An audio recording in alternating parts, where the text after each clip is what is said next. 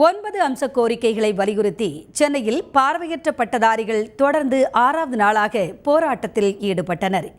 சிறப்பு ஆசிரியர் தகுதி தேர்வில் வெற்றி பெற்ற பார்வையற்ற பட்டதாரிகளை தமிழக அரசு உடனடியாக அரசு பள்ளிகளில் பணியமர்த்த வேண்டும் என்பது உள்ளிட்ட கோரிக்கைகளை வலியுறுத்தி சென்னை சேப்பாக்கத்தில் பார்வையற்ற பட்டதாரிகள் தொடர் உண்ணாவிரதத்தில் ஈடுபட்டுள்ளனர். இவர்களுக்கு ஆதரவு தெரிவித்து சென்னையின் பல இடங்களில் பார்வையற்ற பட்டதாரிகள் தொடர் சாலை மறியல் போராட்டங்களில் ஈடுபட்டு வருகின்றனர்.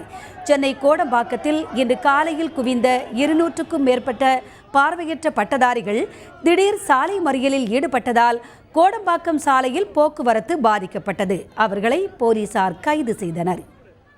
இன்று 6வது நாளாக எங்களது உண்ணாவிரதமும் போராட்டமும் தொடங்கி கொண்டே இருக்கின்றது.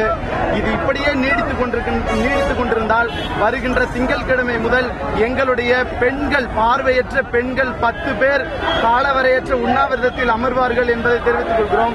எங்களுடைய வேலைவாய்ப்பு உள்ளிட்ட 9 அம்ச கோரிக்கைகளை நிறைவேற்றுவதற்காக எங்களை முதல்வரிடம் அழைத்து சென்று எங்களது கோரிக்கைகளை வென்றெடுக்க உதவுமாறு அனைவரையும் கேட்டுக்கொள்கிறோம்.